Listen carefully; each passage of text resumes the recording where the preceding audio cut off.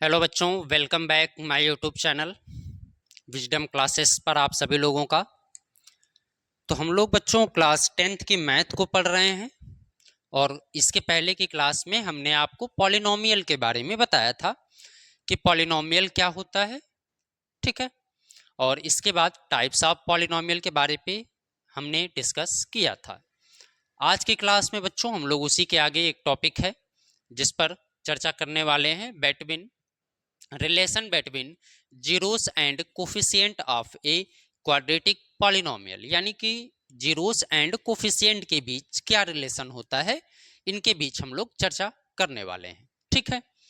तो इस टॉपिक को मेन रूप से आप ध्यान पूर्वक पढ़िएगा, क्योंकि जितने भी क्वेश्चंस पूछे जाते हैं आपसे पॉलिनोमियल चैप्टर से, वो बेसिकली इसी टॉपिक से ही रिलेटेड होते हैं और इसी टॉपिक से आपके वो क्वेश्चन बनते हैं। ठीक है।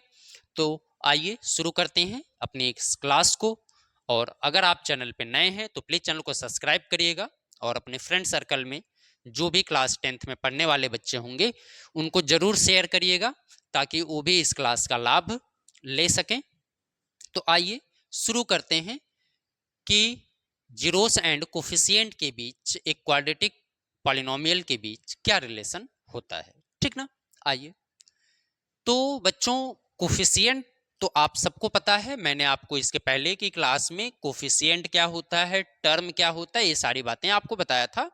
लेकिन फिर भी मैं एक बार आपको बता दूं, कोफिशिएंट का मतलब हो गया बच्चों कि किसी भी वेरिएबल के साथ जो नंबर लगा हुआ होता है या जो नंबर मल्टीपल होता है, उसी नंबर्स को हम लोग क्या बोलते हैं बच्चों, कोफिशिएंट बोला जाता है। जैसे मैंने अगर लिखा 8x², तो मैं आपसे अगर पूछूं कि एक्स स्क्वायर का कोफिशिएंट क्या है, तो आप कहेंगे सर एक्स स्क्वायर का कोफिशिएंट 8 है। सिंपल। यानी एक्स स्क्वायर के साथ 8 लगाया, मैंने लिखा 5x और मैंने आपसे पूछा कि x का कोफिशिएंट क्या है, तो आप बताएंगे कि सर x का कोफिशिएंट 5 है। सिंपल। तो कोफिशिएंट में किसी को समस्या नहीं है, मैं जानता हूं। अब आपको मैं बताना चाह रहा हूं कि जीरोस क्या होते हैं। सबसे पहले हम जीरोस पे चर्चा करते हैं कि जीरोस कैसे फाइंड करते हैं और जीरोस और कोफिशिएंट के बीच रिलेशन क्या होता है, उसके बाद हम लोग चर्चा करेंगे। देखिए, अगर सपोज करिए हमारे पास एक लीनियर पॉलिनोमियल है, हमारे पास एक क्या है, लीनियर पॉलिनोमियल है, यानी कि मैंने लिखा a x plus b equal to zero, a x plus b equal to zero. तो सिंपल, आप इसको अगर x की वैल्यू यहां से फाइंड करना चाहें तो b को अगर आप इक्वल के उधर ट्रांसफर करेंगे तो माइनस बी होगा, तो x equal to minus b upon a हो जाएगा। यानी कि जो लीनियर पॉलिनोमियल है उसकी x की वैल्यू क्या आ रही है, माइनस बी बाई ए आ रही है। समझते रहिए ध्यान से, बस आपको सारी बातें क्लियर हो जाएंगी।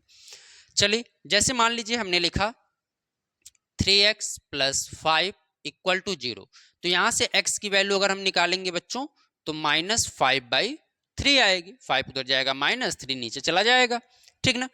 तो आप ये समझ रहे हैं कि अगर कोई इक्वेशन हमारे पास एक लीनियर इक्वेशन है, या फिर हम ये कहें कि कोई हमारे पास पॉलिनोमियल है और जिसकी हाईएस्ट पावर या हाईएस्ट डिग्री जो है 1 है, तो उस इक्वेशन को सॉल्व करने के बाद उसकी हमें उतने ही जीरोस मिलते हैं। मतलब जितनी डिग्री उतने जीरोस। सिंपल। अगर मान लीजिए हमारे पास कोई क्वाड्रेटिक इक्वेशन है, कोई हमारे पास क्वाड्रेटिक इक्वेशन है, तो क्वाड्रेटिक इक्वेशन के 2 जीरोस होंगे। क्यूबिक इक्वेशन है तो उसके 3 जीरोस होंगे। अब ये 2 जीरोस 3 जीरोस क्या होता है, हमने आपको पिछली क्लास में बताया था कि कोई भी पॉलिनोमियल यदि एक्स एक्सिस को जितनी पॉइंट्स पे कट करेगा या जितनी पॉइंट पे टच करेगा उतने उसके जीरोस होते हैं। जैसे इसको समझ लीजिए थोड़ा से, अगर ये एक्स एक्सिस है और ये वाई एक्सिस है, अगर मान लीजिए मैंने एक लाइन यहां से ड्रा किया, तो क्या ये एक्स एक्सिस पे कहीं पर कट कर रहा है या कहीं पे ज्वाइन हो रहा है? नहीं ना। मतलब यहां से बच्चों ये हुआ कि यहां पर जो जीरोस होगा वो क्या होगा, जीरो होगा, नंबर ऑफ जीरोस। लेकिन मैंने एक लाइन ऐसे ड्रा किया, ठीक है, तो आप देख रहे हैं कि एक्स एक्सिस पे 2 पॉइंट पे कट कर रहा है, मतलब नंबर ऑफ जीरोस जो होगा बच्चों, नंबर ऑफ जीरोस वो कितना होगा, 2 होगा। तो इसका मतलब कि ये जो पहले वाला हमने ड्रा किया ये एक लीनियर इक्वेशन का हो सकता है और ये जो हमने ड्रा किया ये एक क्वाड्रेटिक इक्वेशन का हो सकता है। तो किसी भी क्वाड्रेटिक इक्वेशन का जो जीरोस है वो कैसे फाइंड करते हैं आपको मैं बताता हूं। आप जानते भी हैं, क्लास 9th में इस चीज को समझे हैं, लेकिन आइए एक बार हम लोग फिर से उसको देख लेते हैं। सपोज करिए कि हमारे पास कोई इक्वेशन है 2x² माइनस 6x प्लस 8 मैं ले लेता हूं, 2x² minus 6x plus 8 equal 0 मैंने ले लिया। ये हमारे पास क्या है, एक क्वाड्रेटिक इक्वेशन है। ठीक है, चलिए क्वाड्रेटिक इक्वेशन का स्टैंडर्ड फॉर्म हमने आपको बताया था। क्वाड्रेटिक पॉलिनोमियल का क्या होता है, ax² plus bx plus c equal 0। ये स्टैंडर्ड फॉर्म होता है जिस तरीके से आप एक क्वाड्रेटिक पॉलिनोमियल को लिखते हैं। तो सबसे पहले ax² प्लस bx प्लस सी, जहां पे a b और c आपके क्या होते हैं, रियल नंबर होते हैं और x आपका क्या है, वेरिएबल है। ठीक ना। चलिए अगर हम इस क्वाड्रेटिक इक्वेशन को कहूं कि आप बच्चों फैक्टराइज कर दो, आप इस क्वाड्रेटिक पॉलिनोमियल को क्या करो, फैक्टराइज करो। तो आप सभी लोग क्लास 9th में फैक्टराइज करना सीखे हैं कि इसका फैक्टराइज कैसे करते हैं। सबसे पहले बच्चों क्या करते हैं कि जो हमारा कांस्टेंट टर्म होता है इसका x² के वेरिएबल के साथ, यानी x² जो वेरिएबल है उसके कोफिशिएंट के साथ मल्टीप्लाई करते हैं और जो मिडिल टर्म होता है मिडिल टर्म को आप 2 पार्ट में स्प्लिट करते हैं या 2 पार्ट में तोड़ते हैं। ठीक ना। चलिए अगर हम इसका मल्टीप्लाई करते हैं बच्चों 8 का 2x² के साथ, तो 8 का मल्टीप्लाई अगर हम 2x² के साथ करते हैं बच्चों तो हमको मिलेगा 16x²। सिंपल यही आएगा। अब जो हमारा मिडिल टर्म है, मिडिल टर्म को यानी बीच वाला जो ये टर्म 6x दिख रहा है इसको 2 पार्ट में आप स्प्लिट करेंगे। 2 पार्ट कौन सा होगा, 2 पार्ट बच्चों ऐसा होना चाहिए जिसका मल्टीप्लाई करने पर ये आना चाहिए और ऐड करने पर ये मिडिल टर्म हमको मिल जाए। तो कैसे पता करेंगे, इसके लिए क्या किया जाता है कि जो मल्टीप्लाई करने पे आता है 16 इसका आप फैक्टर कर लो। 2 8 जा 16, 2 4 जा 8, 2 2 जा 4, 2 1 जा 2। अब देखिए जो इनका फैक्टर आ रहा है ना, इनके फैक्टर के साथ आप पेयर बनाते हैं और पेयर बना के आप इनकी वैल्यू को फाइंड करना चाहेंगे। मल्टीप्लाई करने पे 16 आना चाहिए। जैसे देखिए 2 2 जा 4 और यहां से भी करेंगे 2 2 जा 4। क्या 4 और 4 का मल्टीप्लाई 16 तो हो जाएगा, बट 4 में से 4 माइनस करने पे 0 आ जाएगा। लेकिन अगर हम यहीं पर 2 2 जा 4, 2 जा 8 कर दें और 8 का मल्टीप्लाई फिर हम 2 में करें तो हमको 16 मिल जाएगा। 8 में से अगर हम 2 माइनस कर दें बच्चों तो हमको क्या मिल जाएगा, 6 मिल जाएगा। मतलब ये हो गया बच्चों कि अगर हम क्या कर दें, 8 का मल्टीप्लाई 2 के साथ कर दें तो 16 मिलेगा और 8 में से अगर 2 माइनस कर दें तो हमको क्या मिल जाएगा, 6 मिल जाएगा। सिंपल। चलिए तो अगर हम इसको तोड़ते हैं, फैक्टर करते हैं तो 2x² minus 8x plus 2x plus 8 equal 0, ऐसे करेंगे। अब क्या किया जाए, फर्स्ट टर्म और सेकंड टर्म से जो कॉमन वैल्यू है उनको कॉमन ले लीजिए। चलिए अगर इन दोनों में हम कॉमन देखें तो 2x कॉमन है, तो यहां पे क्या बचेगी वैल्यू, x, क्योंकि x 2 टाइम्स है तो x बाहर हो गया तो x बच गया। 2 4 जा 8, यहां पे क्या बच जाएगा, 4। यहां से अगर हम कॉमन लें तो आप मुझे बताइए 2 और 8 में से अगर हम कॉमन लेते हैं बच्चों तो हमको क्या मिलेगा, बताइए।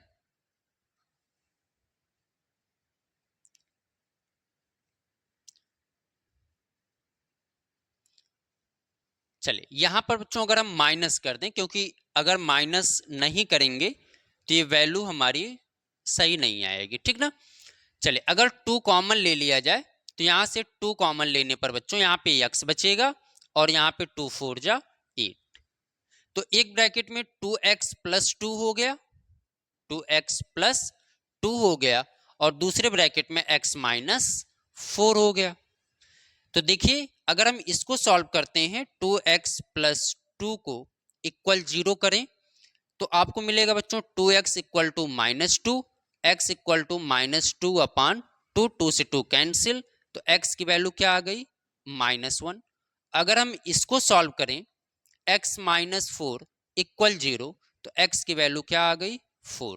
तो मतलब कितने जीरोस मिल रहे हैं बच्चों, x की कितनी वैल्यू मिल रही है, दो वैल्यू, एक तो हमको -1 मिल रही है, दूसरी वैल्यू हमको क्या मिल रही है 4 मिल रही है। तो हमने ये समझा कि अगर हमारे पास एक क्वाड्रेटिक इक्वेशन है यानी जिसकी डिग्री 2 है, तो उनको सॉल्व करने के बाद हमको x की वैल्यू क्या मिलेगी, दो वैल्यू मिलेगी, एक -1 मिल रही है और दूसरी क्या मिल रही है 4 मिल रही है। अब यहीं से हमारा बनेगा रिलेशन इनके बीच, जीरोस एंड कोफिशिएंट के बीच, जीरोस एंड कोफिशिएंट के बीच रिलेशन कैसे बनेगा, आइए उस बात को समझते हैं। ठीक ना, तो समझ गया आपने कि अगर कोई क्वाड्रेटिक इक्वेशन है तो उसके दो जीरोस होंगे यानी दो वैल्यू निकल के आती हैं। सपोज कर लेते हैं कि हमारे पास एक पॉलिनोमियल है, लेट एक पॉलिनोमियल px है और px को मैं मान लेता हूं क्या है ax square plus bx plus c है। एक पॉलिनोमियल हमारे पास बच्चों है ax square plus bx plus c, और एक ऐसा पॉलिनोमियल है क्वाड्रेटिक पॉलिनोमियल है। अभी अभी मैंने आपको बताया कि अगर कोई क्वाड्रेटिक पॉलिनोमियल है हमारे पास तो उसको सॉल्व करने के बाद हमको दो वैल्यू मिलेगी यानी दो जीरोस मिलेंगे। तो अगर हमारे पास ये एक क्वाड्रेटिक पॉलिनोमियल है ax square plus bx plus c, तो आप ये बताइए, मैं सपोज कर लेता हूं कि चलिए इसके जो जीरोस हैं वो क्या हैं, let the zeros alpha and beta. मान लेते हैं कि इनके जीरोस क्या है बच्चों, अल्फा और बीटा है। अच्छा, ये अल्फा और बीटा क्या है, तो अल्फा और बीटा बच्चों एक ग्रीक वर्ड है, ठीक है, और इसको हम जीरोस के रूप में सपोज किए हैं कि मान लीजिए अल्फा और बीटा हमारे पास दो जीरोस हैं, क्योंकि हमारे पास एक क्वाड्रेटिक इक्वेशन है, तो क्वाड्रेटिक इक्वेशन के दो जीरोस होंगे, एक अल्फा होगा और दूसरा। चले, तो हमने आपसे कहा कि अगर इनके जीरोस क्या हैं, अल्फा एंड बीटा हैं, तो बच्चों एक फार्मूला निकल के आता है जिसको हमें समझना है, sum of zeros, sum of zeros, यानी कि इनके जीरोस को अगर प्लस किया जाए, मतलब अल्फा प्लस बीटा को अगर जोड़ा जाए, तो बच्चों ये फार्मूला होता है minus b upon a, minus b upon a, यानी sum of zeros alpha plus beta क्या होगा, माइनस बी अपान ए होगा। बी क्या है बताइए, बी क्या है, कोफिशिएंट ऑफ एक्स, बी क्या है, coefficient of x,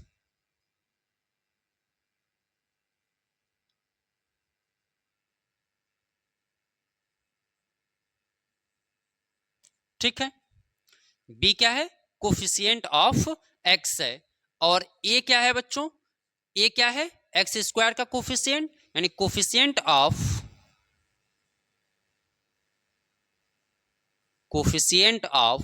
x square, यानी ये माइनस में होता है, ठीक ना।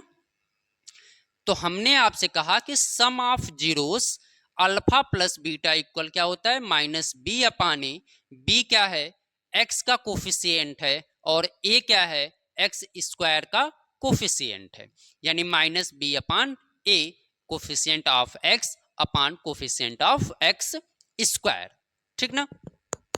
चलिए आगे चलते हैं। प्रोडक्ट ऑफ जीरोस क्या होता है बच्चों, product of zeros alpha into beta, मतलब उनके जीरोस का मल्टीप्लाई, तो अल्फा इंटू बीटा होता है बच्चों सी अपान ए, अल्फा इंटू बीटा क्या होता है, सी अपान ए, सी क्या है, कांस्टेंट टर्म, सी क्या है हमारा, कांस्टेंट टर्म है, और ए आपको पता है कोफिशिएंट ऑफ एक्स स्क्वायर,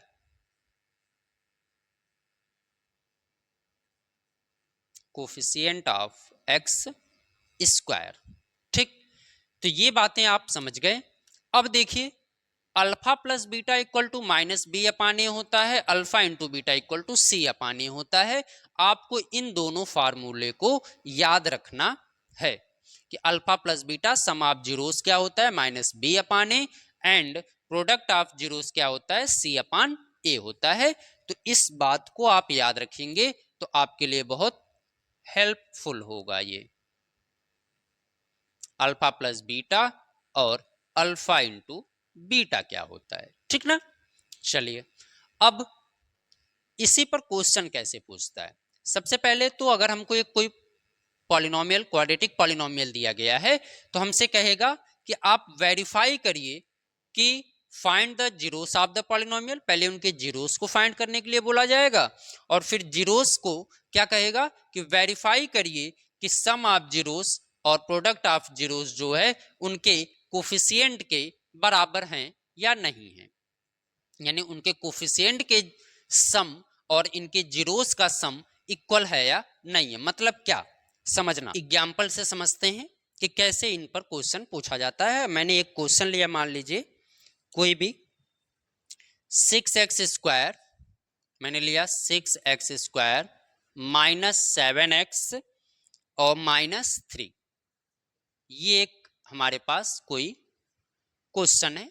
तो सबसे पहले बच्चों हम क्या फाइंड करते हैं, सम ऑफ जीरोस फाइंड करते हैं। क्या फाइंड करते हैं, सम ऑफ जीरोस फाइंड करते हैं, ठीक है।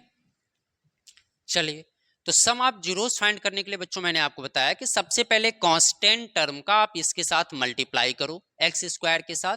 तो 3 का मल्टीप्लाई अगर आप 6 के साथ करते हो तो 6 इंटू 3 इक्वल क्या आएगा, 18 आएगा।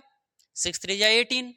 चलिए ये जो मिडिल टर्म है बच्चों, बीच में आपको क्या दिख रहा है, 7x।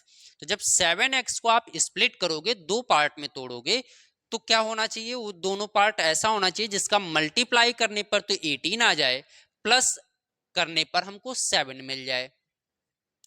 तो कैसे आ जाएगा, चलिए नहीं आ रहा तो ऐसे आप फैक्टर कर लिया करिए। 2 9 जा 18, 3 3 जा 9, 3 1 जा 3, ठीक है। देखिए 3 3 जा क्या होगा 9, 9 में से 2 माइनस करिए 7 आ जाएगा, और 9 और 2 का मल्टीप्लाई 18 आ जाएगा। मतलब इसको हम दो पार्ट क्या लिख सकते हैं, 9 और 2। 9 में से 2 माइनस करने पर हमको क्या मिल जाएगा, 7। तो अगर देखो इनको ऐसे लिख दिया जाए, 6x square minus 9x plus 2x minus 3 equal 0 लिख सकता हूं। देखिए 9 2 जा 18 और 9 माइनस 2 करेंगे 7 आ जाएगा, ठीक है, समझ में आ रहा है। चलिए अगर हम इनको तोड़ते हैं, कॉमन लेते हैं पहले और दूसरे से, तो पहले और दूसरे से बच्चों हमको 3x कॉमन मिल रहा है, तो 3 2 जा 6, x कॉमन हो गया तो x बचेगा, 3 3 जा 9, x बार कॉमन हो गया, प्लस यहां से कॉमन नहीं मिल रहा है, मतलब 1 सबका फैक्टर होता है तो 1 कॉमन हो जाएगा, 2x माइनस 3 इक्वल 0। एक ब्रैकेट में 3x प्लस 1 हो जाएगा और दूसरे ब्रैकेट में हो जाएगा 2x माइनस 3, ठीक है।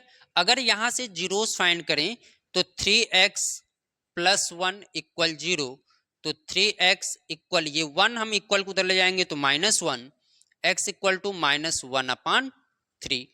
चलिए यहां से निकालें तो 2x माइनस 3 इक्वल 0, तो 2x इक्वल टू माइनस 3 ले जाएंगे तो प्लस हो जाएगा, x इक्वल टू 3/2 हो जाएगा, यानी x की वैल्यू माइनस 1/3 और x की वैल्यू 3/2। यानी जो बच्चों जीरोस हमारा आ गया वो माइनस 1/3 और 3/2 आ गया, दो जीरोस आ गया। अब हमको क्या करना है, जीरोस तो हमने फाइंड कर लिया, हमको वेरीफाई करना है कि सम ऑफ जीरोस जो है और इनके जो कोफिशिएंट हैं उनके बीच रिलेशन क्या है और क्या वो दोनों इक्वल हैं या नहीं। तो आइए वेरीफाई कैसे करेंगे उस चीज को समझते हैं। चलिए वेरीफाई देखिए, सबसे पहले बच्चों फार्मूला लिख लो, अल्फा प्लस बीटा बराबर क्या है, अल्फा प्लस बीटा बराबर फार्मूला माइनस बी अपान ए। अल्फा की वैल्यू हमने निकाला -1/3, अल्फा की वैल्यू -1/3 और बीटा की वैल्यू हमने क्या निकाला 3/2, और माइनस बी बाई ए।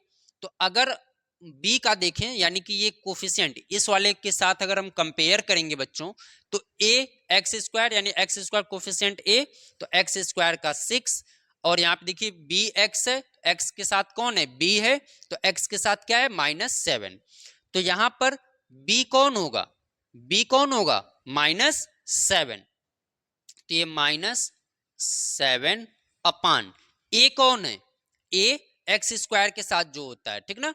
देखिए यहाँ पे एक्स स्क्वायर के साथ a है, कंपेयर करिए तो एक्स स्क्वायर के साथ कौन है 6, तो अपान 6 हो जाएगा। अगर हम यहाँ पर इनको सॉल्व करें तो आप 3 2 का एलसीएम लेंगे तो 6 आएगा, 3 2 का एलसीएम 6 आएगा, 3 2 जा 6, 2 1 जा 2, ऊपर -2 प्लस 2 3 जा 6, 3 3 जा 9, इक्वल टू ये माइनस माइनस क्या हो जाएगा बच्चों प्लस 7 अपान 6। 9 - 2 करो 7 अपान 6, 7 अपान 6।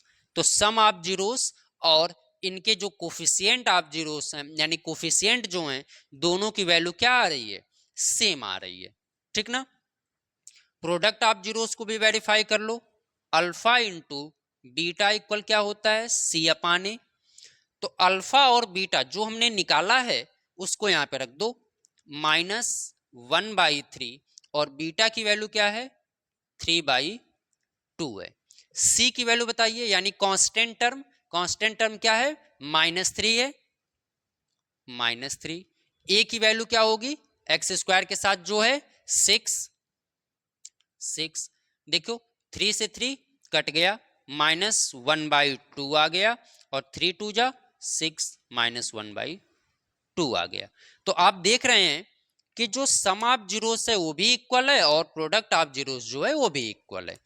तो इस तरीके से हमसे क्वेश्चन पूछा जाएगा और हमसे कहेगा कि आप बताइए कि सम ऑफ जीरोस और उनके कोफिशिएंट के बीच रिलेशन इक्वल है या नहीं। तो आपने समझ लिया कि फार्मूला क्या होता है सम ऑफ जीरोस, पहले alpha plus beta minus b by A, alpha into beta c by ए। तो अब हमने आपको एक एग्जाम्पल के थ्रू भी समझा दिया कि alpha plus beta alpha into beta को कैसे वेरीफाई करना है। आइए कुछ क्वेश्चन और लेते हैं और आपको समझाने का प्रयास करते हैं कि इनको कैसे किया जाता है, ठीक है।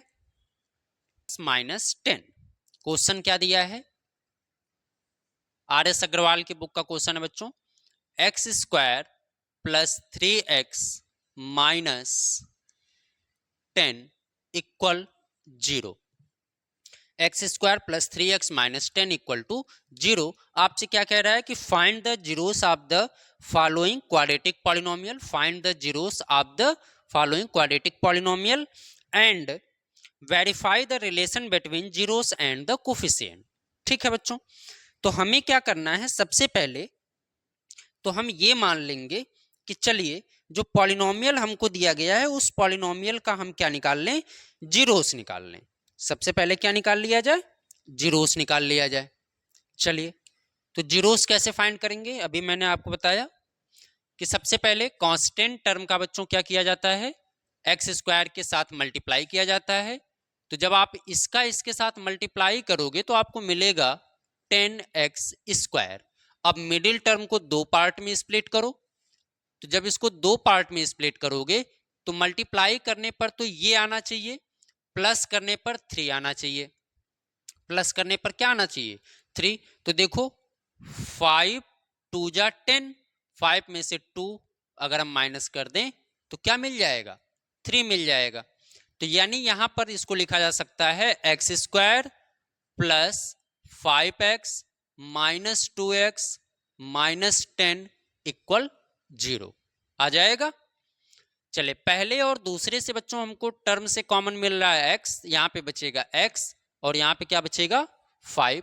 इन दोनों से कॉमन क्या है -2, अगर -2 कॉमन ले लें तो बचेगा x और 2 5 जा 10 इक्वल 0। एक ब्रैकेट में x -2 हो गया और दूसरे वाले में क्या हो गया बच्चों x plus 5 equal to 0।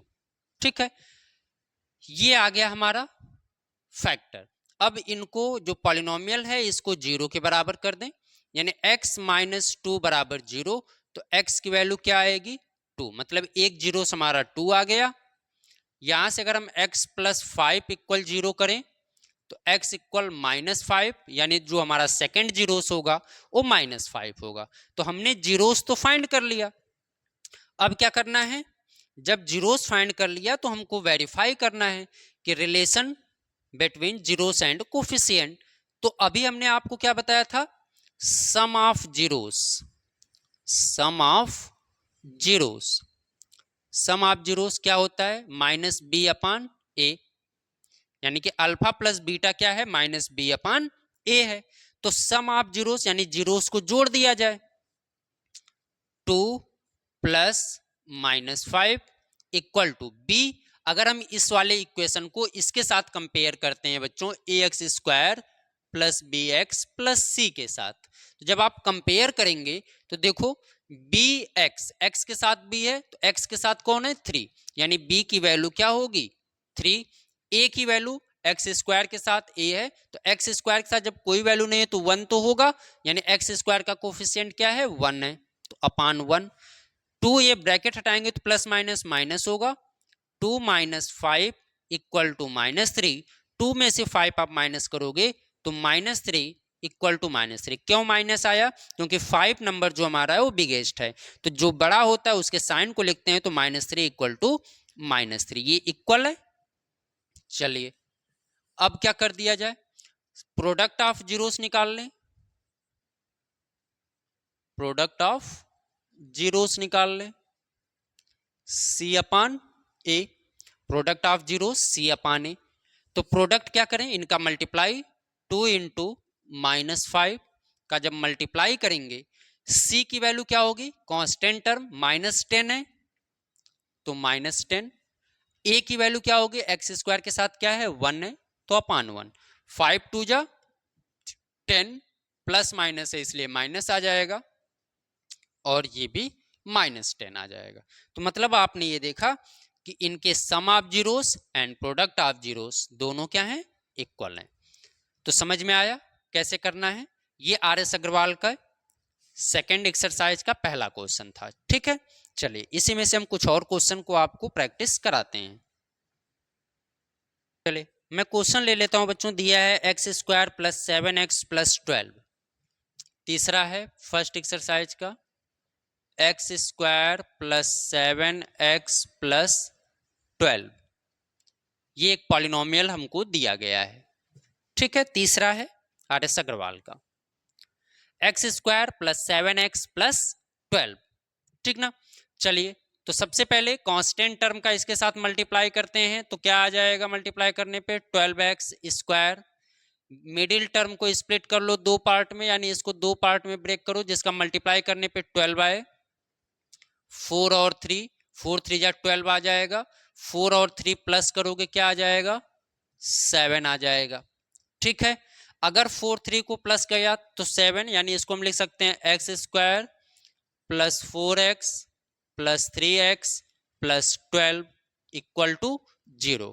First term और सेकेंड टर्म से कॉमन क्या है x, तो क्या बचेगा x प्लस 4, यहां से 3 कॉमन ले लीजिए तो x प्लस 4 इक्वल 0। एक ब्रैकेट में x प्लस 3 होगा, second bracket x plus 4 equal 0।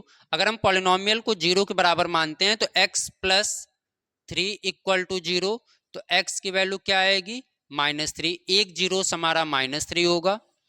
दूसरा x प्लस 4 इक्वल अगर हम 0 करें तो x ये प्लस 4 है उधर जाएगा माइनस 4, तो जो सेकंड जीरो होगा वो हमारा क्या होगा माइनस 4 होगा। ठीक है, यहां तक बात समझ में आ गई, जीरो से आपने फाइंड कर लिया, तो एक जीरो से आपको माइनस 3 मिला और दूसरा जीरो से आपको क्या मिल गया माइनस 4 मिल गया। ठीक है, चलिए अब अगर हमको वेरीफाई करना हो, क्या करना हो इनके बीच वेरीफाई करना हो, के बीच वेरीफाई करें, वेरीफाई बिटवीन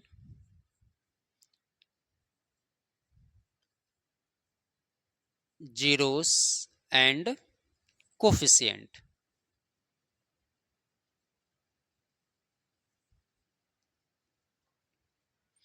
चलिए, तो सम ऑफ जीरोस क्या होता है?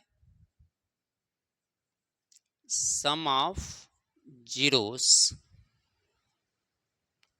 Minus b by a. Sum of zeros क्या होता है? माइनस बी बाई ए होता है। अब देखो, सम ऑफ जीरोस यानी जीरोस को प्लस किया जाए तो -3 प्लस -4। बी की वैल्यू क्या होगी बताओ तो? एक्स का कोफिशिएंट कौन है? 7, तो 7। ए की वैल्यू क्या होगी? एक्स स्क्वायर का कोफिशिएंट 1, तो 1 होगा। तो 4, ये प्लस माइनस माइनस हो जाएगा, तो 3 और 4 कितना हो जाएगा? -7, और ये भी कितना आ गया? -7। तो देखिए, सम ऑफ जीरोस -7 आ रहा है और इनके कोफिशिएंट कितने आ रहे हैं? -7, यानी दोनों इक्वल है। चलिए ठीक है, प्रोडक्ट ऑफ जीरोस निकाल लो। प्रोडक्ट ऑफ जीरोस क्या होता है? सी अपान ए। फार्मूला क्या होता है? सी अपान ए। तो प्रोडक्ट ऑफ जीरोस यानी कि इनके जीरोस का क्या कर दें? मल्टीप्लाई। -3 इंटू -4, और सी की वैल्यू कांस्टेंट टर्म कौन है? 12। 12 अपान ए की वैल्यू एक्स स्क्वायर का कोफिशिएंट होता है अपान 1। 4 3 जा 12, तो 4 3 जा 12, माइनस माइनस प्लस हो जाएगा, इक्वल टू 12। तो देखिए, प्रोडक्ट ऑफ जीरोस भी 12 आ रहा है और इनके कोफिशिएंट भी क्या आ रहे हैं? 12 आ रहे हैं। तो इस तरीके से बच्चों हमें क्वेश्चन पूछा जाता है जिनको हम क्या करते हैं? सॉल्व करते हैं। चलिए, ये तो हो गया।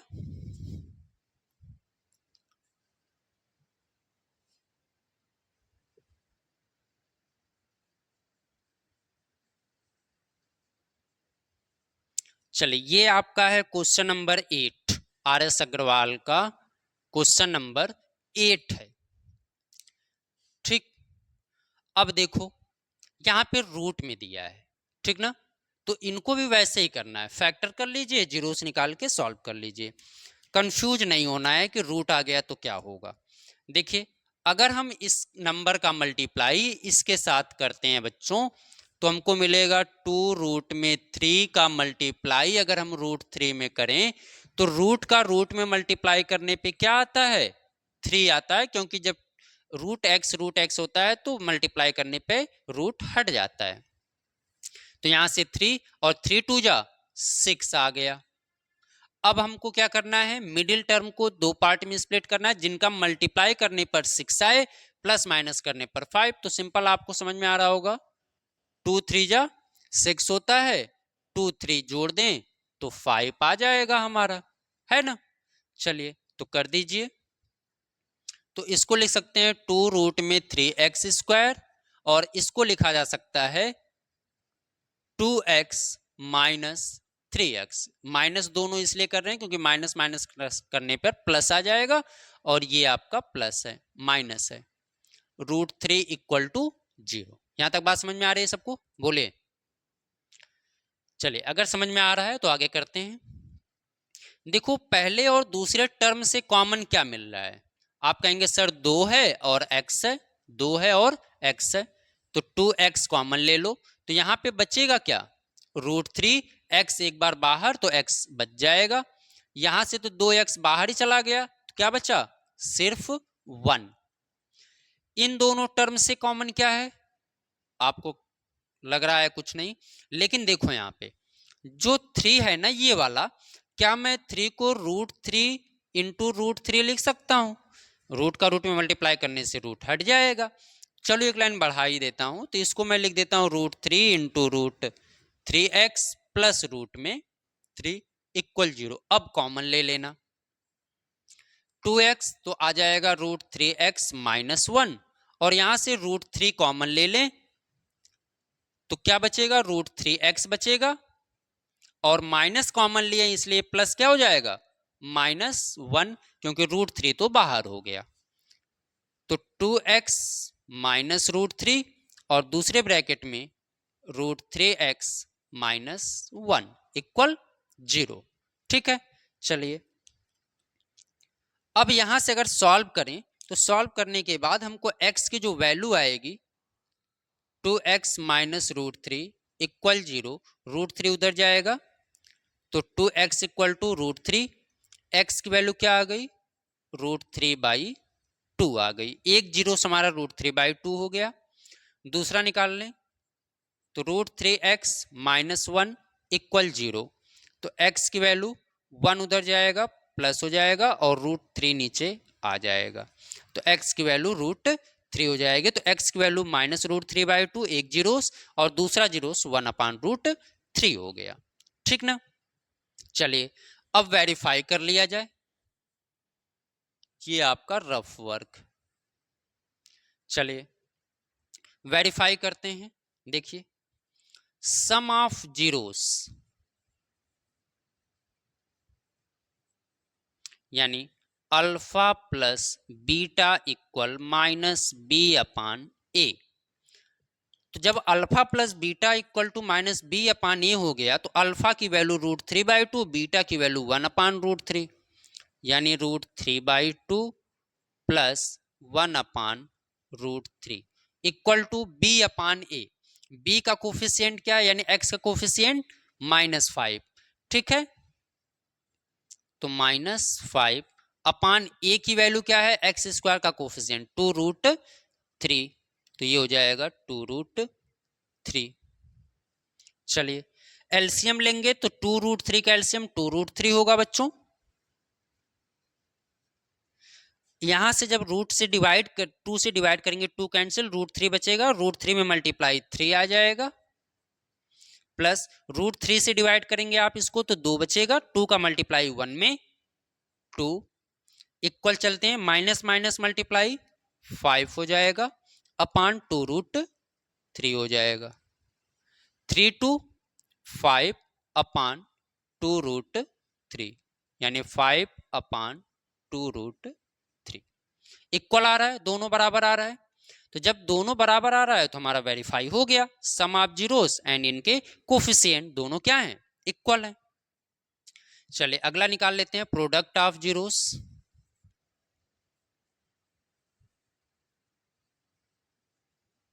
यानी alpha into beta equal to C by A, alpha into beta equal to C by ए। तो अल्फा इंटू बीटा की वैल्यू मल्टीप्लाई कर दो, अल्फा की value root three by two और बीटा की value 1 by root three. C की value constant term कौन है, रूट थ्री है, तो रूट थ्री अपान ए की वैल्यू कौन है, 2 रूट थ्री एक्स स्क्वायर के साथ, तो 2 रूट थ्री। चलो रूट थ्री से रूट थ्री कट गया, बचा 1 अपान टू, यहां से root three cancel 1 upon two, तो यहां भी क्या आ गया आपका 1 बाई टू आ गया। यहां तक समझ में आ रहा है? यस सर, देख लो सब। किसी कोई समस्या? चलो तो आज हम लोग आर एस अग्रवाल के आप सबके लिए होमवर्क है कि आर एस अग्रवाल का क्वेश्चन हमने जो बताया है उनको करने के बाद 1 से 12 तक में आप खुद से सॉल्व करेंगे क्वेश्चन 1 to 12, और 1 to 12 में जो भी आपको समस्या लगेगी, जो क्वेश्चन आपको नहीं आएगा, आप हमें कमेंट करके बताइएगा, या फिर जो लोग क्लास कर रहे हैं ऑफलाइन वो लोग कल आके बताएंगे कि अगर कोई समस्या है तो हम उसको फिर से कल की क्लास में बताएंगे। और जो बच्चे ऑनलाइन देख रहे हैं वो जरूर कमेंट करेंगे कि ये क्वेश्चन हमें नहीं आया, हम उसको बताएंगे। और कल की क्लास में बच्चों जब हम मिलेंगे तो इनके आगे के क्वेश्चंस को सॉल्व करेंगे और अच्छे अच्छे क्वेश्चन आपको मिलेंगे जो आपके बोर्ड एग्जाम में पूछे जाते हैं। कल मैं वो क्वेश्चन भी लेके आऊंगा जो आपसे पिछले साल पूछे गए हैं। ठीक है, तो आज के लिए इतना ही रहने देते हैं, मिलते हैं कल। तब तक के लिए मस्त रहिए, आप सभी लोग पढ़ते रहिए।